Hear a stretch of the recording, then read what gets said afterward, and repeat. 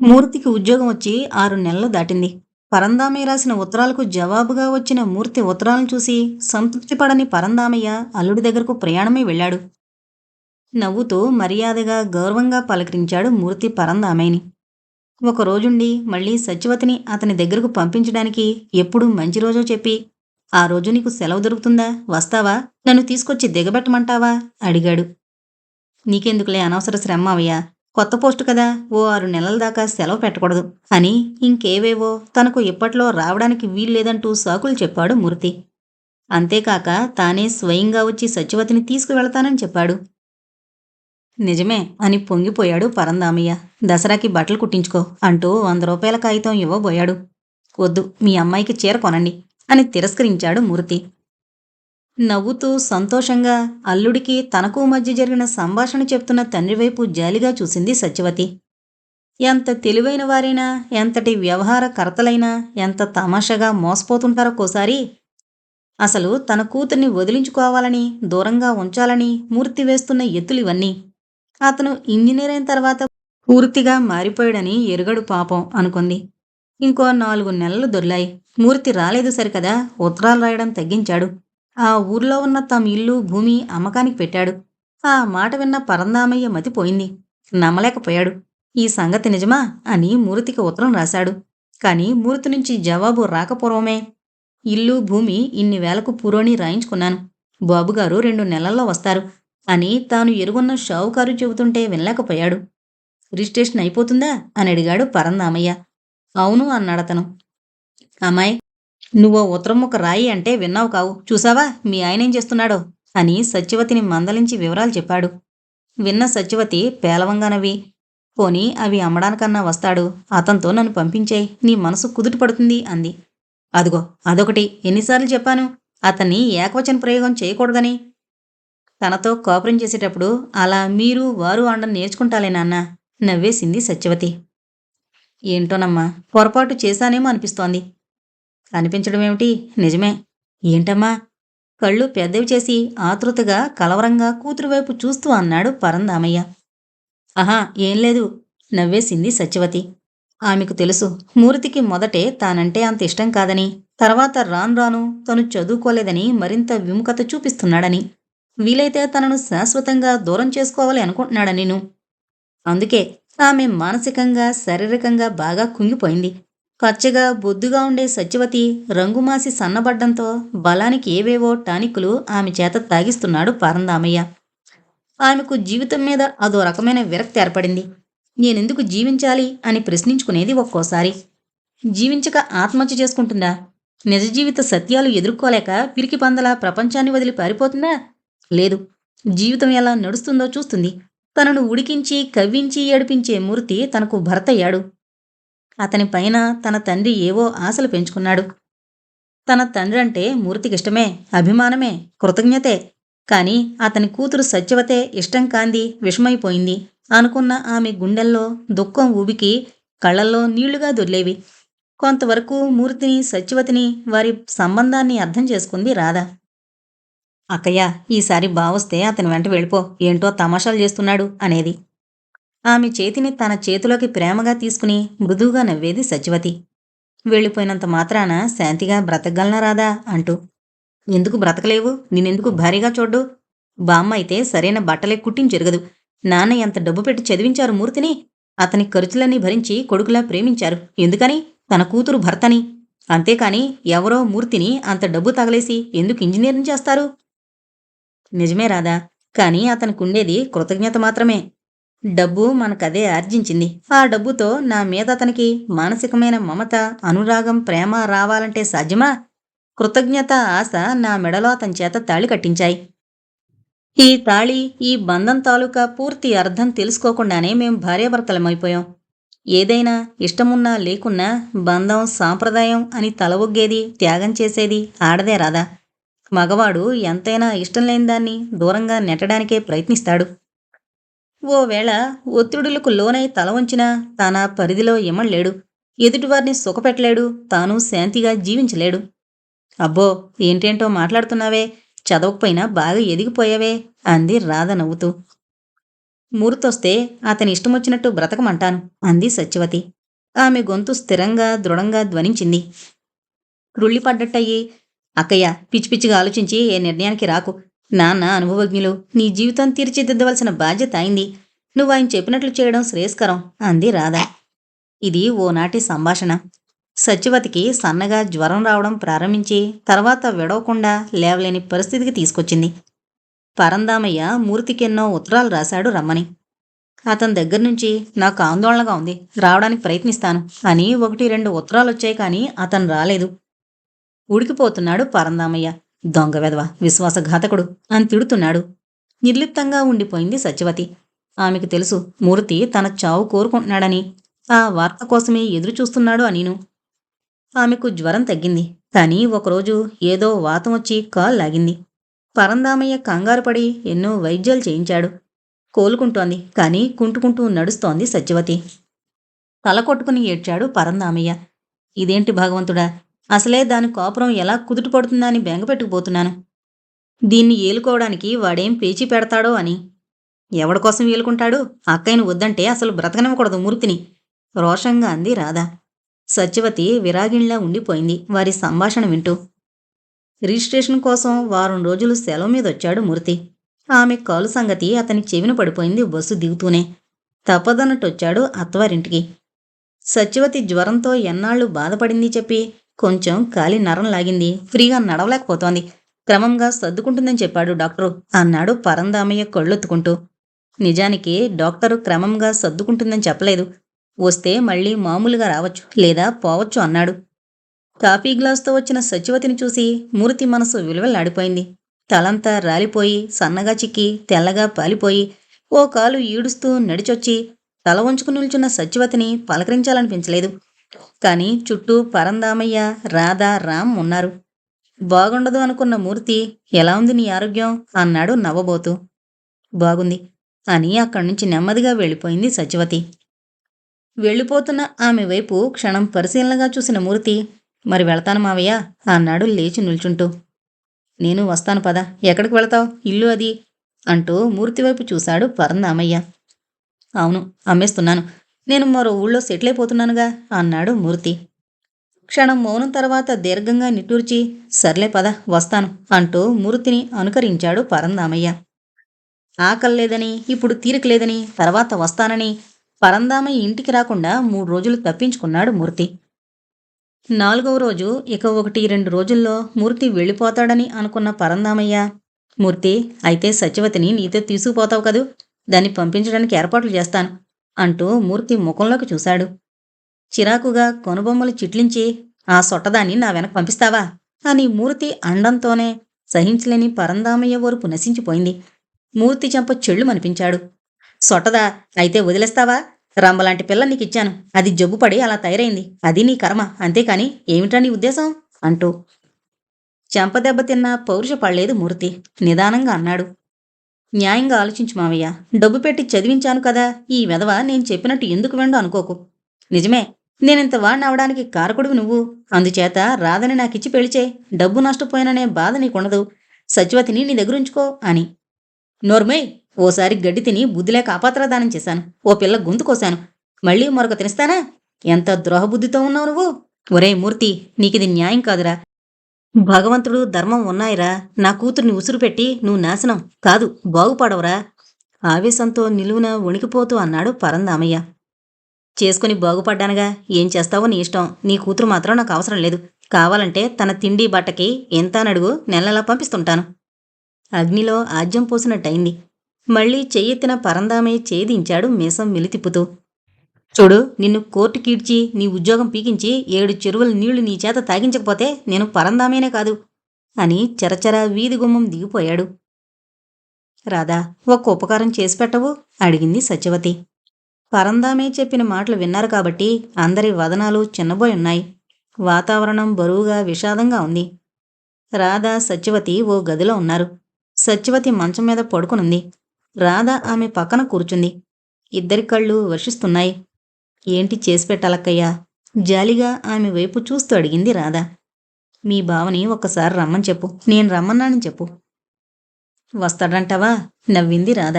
ఆఖరిసారిగా తననొక్కసారి చూడాలనుకుంటున్నానని చెప్పు. అక్కయ్య, అవును రాదా. నాన్న ఊరికే ఆవేశపడతారు, కానీ ఆలోచించరు. ఏం ఆలోచించాలి? చిరాగ్గా కనుబొమ్మలు చిట్లించింది రాధ. మూర్తి తరపున కూడా ఆలోచించాలి. ఆలోచన పెదవులు బిగబట్టింది రాధ. నిజం రాధా. నిజంగా అతని పరిస్థితిలో అన్నయ్య ఉన్నాడనుకో, అప్పుడు మనమేమంటాం? చెవి మిలేసి భార్యని ఏలుకోమంటాం. సత్యవతి మాట్లాడలేదు. చిన్నగా నవ్వింది. మౌనంగా కొన్ని క్షణాలు దొర్లాయి. నిజంగా మూర్తిని చూడాలని, అతని దగ్గరలో కూర్చుని 2 మాటలు మాట్లాడాలని తపనగా ఉంది. రాధా, ప్లీజ్, ఒక్కసారి, ఆఖరుసారిగా నిన్ను మా అక్కయ్య చూస్తుందట, రా అని పిలువు. రాకపోతే దురదృష్టవంతుడు అనుకుంటాను. అంటే నిన్ను కలవడమే అదృష్టంగా భావిస్తున్నాడా తను? కాదు, నేను దురదృష్టవంతురాలను అనబోయి, సర్లే పిలుస్తాను అంటూ బాత్రూం వైపు నడిచింది రాధ. గబగబా అందంగా తయారయ్యి మూర్తి ఇంటివైపు నడిచింది. అతన్ని ఎలాగన్నా సత్యవతి దగ్గరకు రప్పించాలనే పట్టుదలతో. అనేకమైన ఆలోచనలతో మనసు కలతబారి చిరాగ్గా అలసటగా ఉన్న మూర్తి రాధ రావడంతో ఆమె వైపు ఆశ్చర్యంగా చూస్తూ మౌనంగా ఉండిపోయాడు. గదిలోకొచ్చి కర్టెన్ సరిచేసి బావా అని పిలిచిన రాధ గొంతు రుద్ధమైంది. తలెత్తి ప్రశ్నార్థకంగా ఆమె వైపు చూశాడు మూర్తి. ఒక్కసారి అక్కయ్యకు కనిపించు, నిన్నొక్కసారి చూడాలనుకుంటోంది అందామె అతని వదనంలోకి పరిశీలనగా చూస్తూ. నేనామెను చూడాలనుకోవడం లేదు, చిరాగ్గా అన్నాడు మూర్తి. ఉబికే కోపాన్ని అదింపట్టి అతన్ని ఎలాగన్నా సత్యవతి దగ్గరకు వెళ్లేలా చేయాలనే నిర్ణయానికొచ్చిన రాధ, నాన్నతో ఏమేమో అన్నావట, నీకు మళ్ళీ పెళ్లి చేసుకోవాలనుకుంటే అక్కయ్యతో మాట్లాడాలిగా అంది నెమ్మదిగా. నమ్మలేనట్టు నిజమా అన్నట్టు చూశాడు మూర్తి ఆమె వైపు. వచ్చి అక్కయ్యకోసారి కనిపించు ప్లీజ్. రాధ కళ్ళు నీటితో నిండాయి. మీ నాన్న ఇంట్లో ఉన్నాడా అడిగాడు మూర్తి. లేరు, పొలాల వైపు వెళ్లారు. సరే వస్తాను, వెళ్ళు. Thank you. వెళ్ళిపోయింది రాధ. మొహం కడుక్కొని బట్టలు వేసుకుని బయలుదేరాడు మూర్తి. తల వంచి నిల్చున్న మూర్తి వైపు తపనగా ఆప్యాయతగా చూసింది సత్యవతి. ఇదే ఆఖరిసారిగా అతన్ని తాను చూస్తోంది అనిపించేసరికి ఆమె హృదయం కృంగిపోయింది. మనస్సు దుఃఖంతో నిండి చొప్పున కళ్ళకి నీటికర అడ్డం వచ్చింది. ఇహ నేను వెళ్ళొచ్చునా అని ఇంకేం అడగాలో తట్టక మౌనంగా ఉండిపోయాడు మూర్తి. తెల్లని కాగితం మడిచి మూర్తికివ్వబోతూ, కాగితం మీద సంతకం చేశాను, పైన ఎలా కావాలంటే అలా రాయించుకో, మళ్ళీ పెళ్లి చేసుకో మూర్తి అంది సత్యవతి. దిగ్భ్రాంతిగా తెల్లబోయి ఆమె వైపు చూశాడు మూర్తి. ఆమె తననేదో నిష్ఠూరాలు ఆడుతుందని, నిందిస్తుందని, ఎలా తీసుకువెళ్లడో చూస్తానని సవాల్ చేస్తుందని అనుకుంటూ రగిలిన హృదయంతో, రగిలే మనసుతో వచ్చాడిక్కడికి. కాని తన ఊహ తలకిందులైంది. తీసుకో మూర్తి, నువ్వు సంతోషంగా భార్యాబిడ్డలతో జీవించాలనే కోరుకుంటున్నాను. నీ భార్యగా నీ కీడును, నీ పతనాన్ని నేను సహించలేను మూర్తి. తీసుకో, ఈ కాగితం తీసుకో, త్వరగా వెళ్ళిపో. ఈ ఊరు నుంచి కూడా తొందరగా వెళ్ళిపో. త్వరలోనే మళ్ళీ పెళ్లి చేసుకో. పెళ్ళయ్యేంతవరకు నేనీ కాగితం ఇచ్చినట్టు మా వాళ్ళెవరికీ తెలియనివ్వకు. నన్ను తీసుకువెళ్ళడానికి కొంత వ్యవధివ్వమని నాన్ననడిగి నన్ను తప్పక తీసుకువెళ్తానని చెప్పి వెళ్ళిపో. గుట్టుగా వ్యవహరించు. నీకు నచ్చిన అమ్మాయిని పెళ్లి చేసుకో. వణికే గొంతుతో నెమ్మదిగా చెప్పిన సత్యవతి గొంతు పూడిపోయింది. చెంపల మీద నుంచి ముత్యాల్లా కన్నీళ్లు జారిపోయాయి. అతని హృదయం ఆర్ద్రమైంది, చలించింది. సత్యవతి, ఎక్కడున్నావే? పరందామయ్య గొంతు బిగ్గరగా వినరావడంతో త్రుళ్ళిపడ్డట్టయ్యారు సత్యవతి, మూర్తి కూడా. చొప్పున ఆమె చేతిలోని కాగితం తీసుకున్నాడు మూర్తి. గబగబా కళ్ళు తుడుచుకుని, మరి సెలవు, నీకు జీవితంలో కనిపించను. భారీగా నీ సౌఖ్యానికి ఏ విధంగానూ అడ్డు తగలను, వెళ్ళిపో అంటూ వెనుతిరిగింది సత్యవతి. రాధ వెళ్ళాక మూర్తి మనసు బరువుగా బాధగా తయారైంది. ఆనాటి సత్యవతి కనుల ముందు మెదలసాగింది. రాధిచ్చిన అడ్రస్ కాగితం జేబులో పెట్టుకున్నాడు. సత్యవతి గురించే ఆలోచనలు సాగాయి 4 రోజులు. ఎలాగన్నా సత్యవతిని తీసుకురావడమే న్యాయం అనిపించింది. ఓ రోజు వంటమనిషి రాలేదు. నిర్మల చిరాగ్గా కోపంగా ఇల్లంతా తిరుగుతోంది. అలాంటి సమయంలో రఘు, అమ్మా పాలు కలిపి ఇడ్లీ కావాలి అని పేచీ పెడితే 2 అంటించి కొదేసి నోరు ముయించింది. సహించలేని మూర్తి, వాణ్ణెందుకలా కొడతావు? ఇవాల్టికి వంట చేయి, ఆడదానివి కాదు మందలించబోయాడు. నాకు వంట చేయడం రాదు, నేను చేయను. క్యారియర్ తెప్పించుకోండి, వంటవాడొచ్చే వరకు ఏదైనా హోటల్ నుంచి తెప్పించుకోవాల్సిందే ఖచ్చితంగా చెప్పింది నిర్మల. ఆమె జవాబుకి ఒళ్ళు మండింది మూర్తికి. కాని ఏం చెయ్యాలి? ఆమెకు డబ్బుంది. తాను పోషించాలని, తనకు లొంగుండాలని ఆమె ఏనాడు అనుకోదు. ఎప్పుడూ ఏ విషయంలోనైనా ఆమె ఇష్టానికే తలవొగ్గుతున్నాడతను. క్యారియర్లొచ్చాయి మధ్యాహ్నం. రా వడ్డం చేయి అన్నాడు మూర్తి నిర్మల వైపు చురుగ్గా చూస్తూ. తలనొప్పిగా ఉంది, తినేయండి. ఇప్పుడు నేను లేవలేను అంది నిర్మల. నువ్వు అడ్డం చేస్తేనే కానీ నేను భోంచేయను అన్నాడు మూర్తి. అయితే సరే, మీ ఇష్టం అని పక్కకి తిరిగి పడుకుంది నిర్మల. ఆ పూట మూర్తి భోంచేయలేదు. సాయంత్రం వంటవాడు డ్యూటీలో జాయిన్ అయ్యాడు.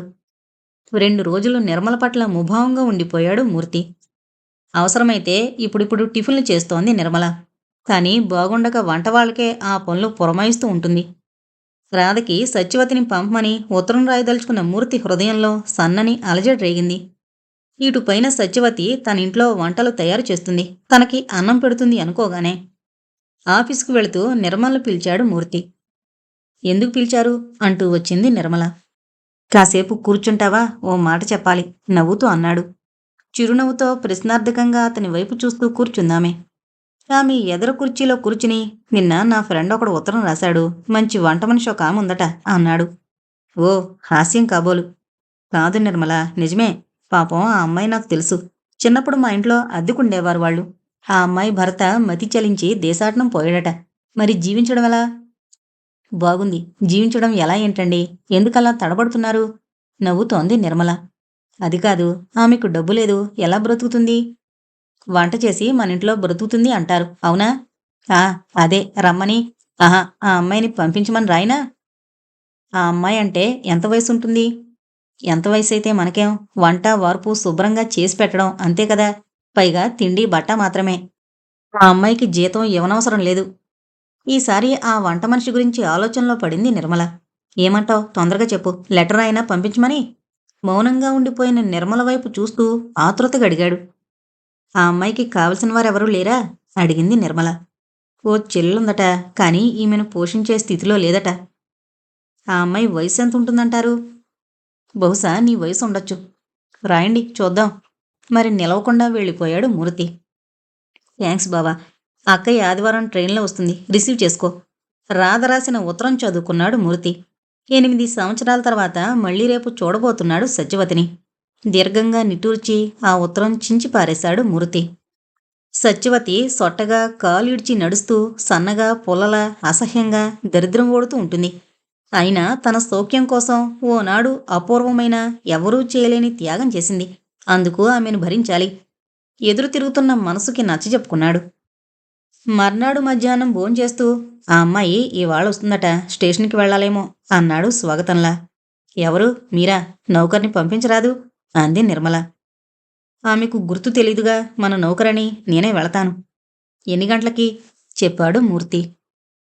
స్టేషన్లో పెట్టే బ్యాగు కింద పెట్టి దిక్కులు చూస్తున్న సత్యవతిని సత్యవతిగా గుర్తుపట్టలేకపోయాడు మూర్తి. అటు ఇటూ తిరుగుతూ రైలు పెట్టెలు వెతికే మూర్తిని సత్యవతే గుర్తుపట్టింది. మూర్తిగారు, ఏనాడో పరిచయమున్న గొంతు విని వెనుతిరిగి చూశాడు మూర్తి. చిన్నగా నవ్వి తల వంచింది సత్యవతి. ఇవేనా సామాన్లు అంటూ ఆమె దగ్గరకొచ్చాడు మూర్తి. సత్యవతి కురూపిగా కాలీడుస్తూ అసహ్యంగా లేదు. పచ్చగా, అందంగా, నిండుగా, హుందాగా తన వెనక నడుస్తోంది. అతనికి కంగారుగా ఉంది. సంతోషంగా, భయంగా, బెదురుగా, ఎలానో మనస్సు నిలకడగా లేదు. మీకు పిల్లలా? అడిగింది సత్యవతి. 2, బాబు పాప. పొడిగా సమాధానం చెప్పాడు మూర్తి. రాధ నీకిక్కడ ఎలా ఉండాలో చెప్పిందా? అడిగాడు ఆమె వైపు చూడకుండానే. ఆ, తెలుసు, భయపడకండి ఆమె జవాబు. తనది కాని తన ఇంటికి వెళుతుందిప్పుడు. తన భర్త భార్య తనని ఎలా చూస్తుందో. ఎలా చూస్తుంది? వంట మనిషిలా అది చెయ్యి ఇది చెయ్యి అని వంటలు పురమాయిస్తుంది. బాగుండకపోతే చివాట్లేస్తుంది. ఆమె భూషణ తిరస్కారాలు ఒక్కలా జీర్ణించుకుని ఆమెకు పిల్లలకు వండిపెట్టి వారి ఆదరణలో వారి కనుసన్నల్లో మిసిలి జీవితం వెళ్ళమార్చుకోవాలి. తన భర్త పిల్లలు తనని ఎలా సంబోధిస్తారు? తన వెర్రిగాని పెద్దమ్మ అంటారా, మనన చేస్తారా, సత్యవతి అని పిలుస్తారు. స్కూలు వేళకి వండి పెట్టకపోతే పనిలోంచి పొమ్మంటారు. వంట కాస్త పాడైతే కసురుకుంటారు. అమ్మా, ఇదేనండి ఇల్లు. సత్యవతి ఊహలు చెదిరిపోయాయి. గేటు దగ్గర నిల్చుండిపోయింది. గేటు పట్టుకుని రోడ్డు వైపు చూస్తున్నాడు 3 ఏళ్ల రఘు. అటువైపు సంతోషంగా ఆత్మీయంగా చూసింది సత్యవతి. నౌకరు గేటు తెరిచాడు. లోపలికొస్తూనే రఘుని ఎత్తుకు ముద్దాడింది సత్యవతి. తల వంచి నెమ్మదిగా లోపలికొస్తున్న సత్యవతి వైపు ఇదేం వంట మనిషి అన్నట్టు చూసింది నిర్మల. నిర్మలను చూస్తూనే వినయంగా నమస్కరించింది సత్యవతి. ఆమె కాదు ఆమె నమస్కరించింది, మనసులో ఆమె అదృష్టానికి. నీ పేరు? అయ్యగారు స్టేషన్కొచ్చారా? అడిగింది నిర్మల. ఆ, వచ్చారండి. నా పేరు సత్యవతి. ఆమె సామాన్లు స్టోర్ రూంలో పెట్టించి రామయ్యా, నౌకరుకు చెప్పింది నిర్మల. నిర్మల చేతిలో ఉన్న పాపనందుకుని ఎత్తుకుని ఆ పిల్ల బుగ్గలు ఏదో మమతతో ముద్దాడుతూ, పాపకెన్నో మాసమమ్మా? అడిగింది సత్యవతి.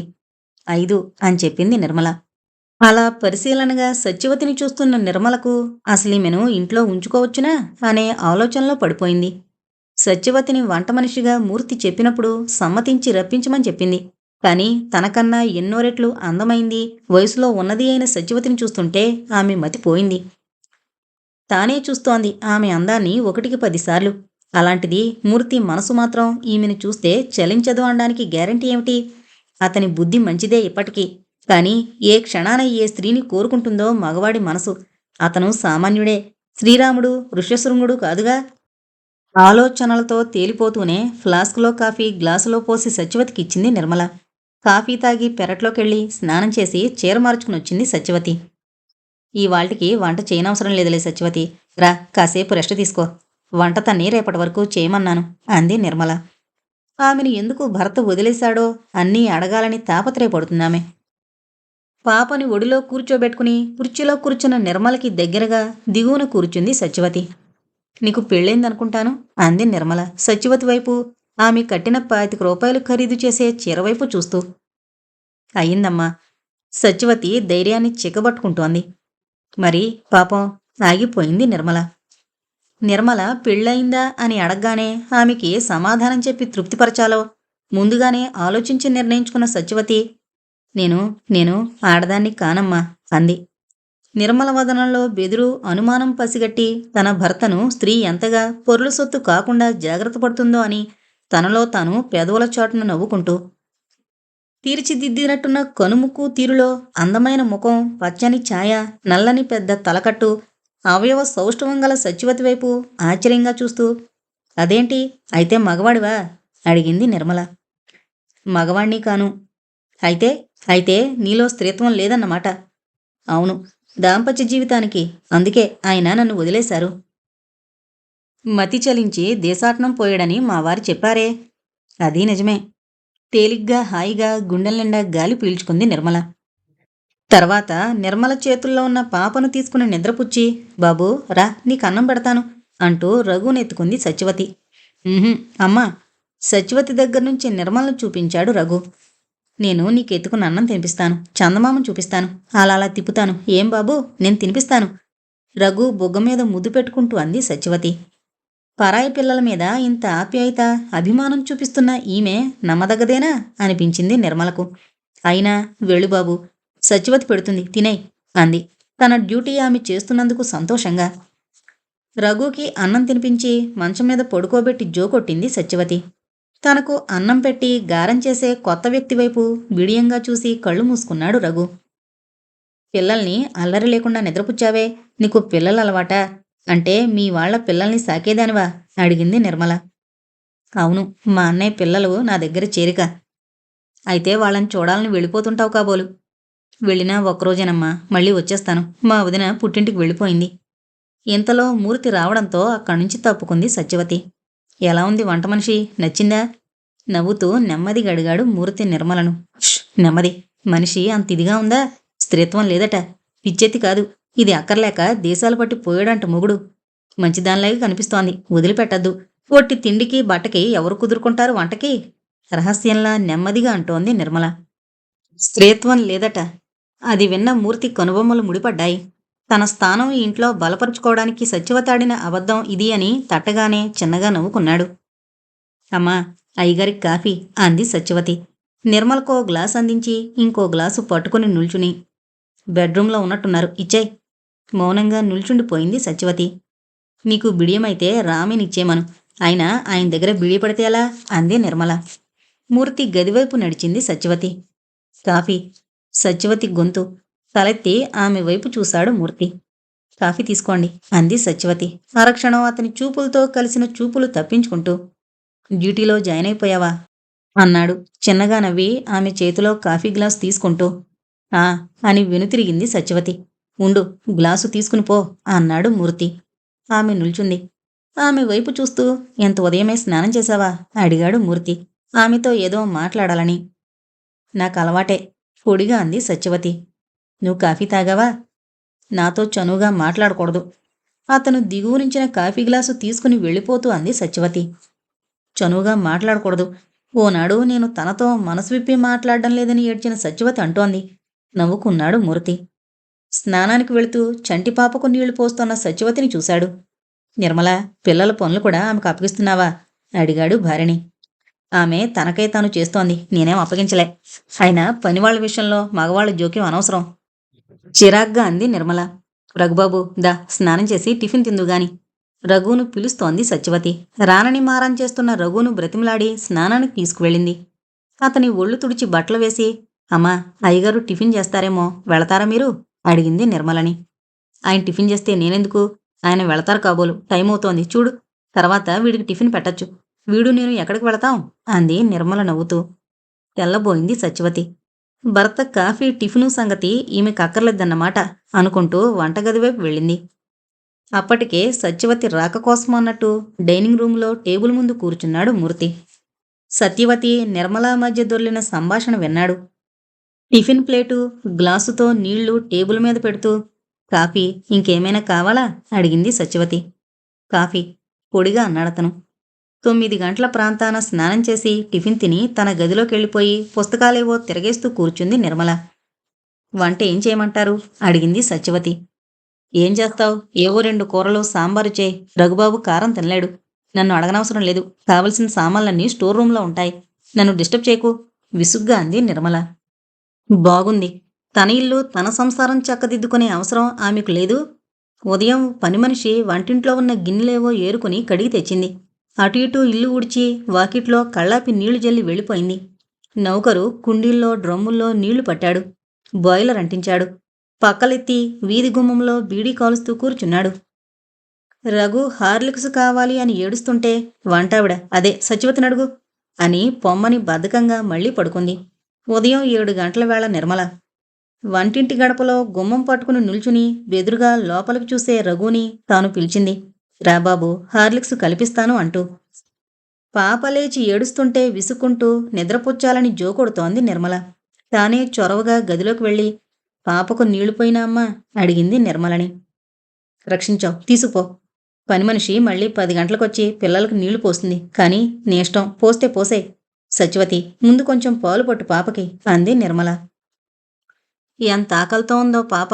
కాళ్లల్లో పడుకోబెట్టి చెంచాతో పోస్తుంటే గ్లాసు పాలు తాగేసింది. వంటగది సామాన్ల గది అన్నీ సవరించి ఊడ్చింది సత్యవతి. ఇల్లంతా నీటుగా సర్ది 11 అయ్యేసరికి వంట పూర్తి చేసి శుభ్రంగా మొహం కడుక్కుని తలదూకున్న సత్యవతి చురుకుదనానికి మెచ్చుకుంది నిర్మల. అబ్బా సత్యవతి, ఇంటి జిడ్డంతా వదిలిచేశావు. వెధవలు ఎవరన్నా డబ్బు తిని వెట్టి పనులే చేస్తారు, కానీ ఇలా స్వంతింట్లా సవరించారా? రఘుబాబుకి అన్నం పెట్టే, నాకు కూడా వడ్డించు అడిగింది నిర్మల.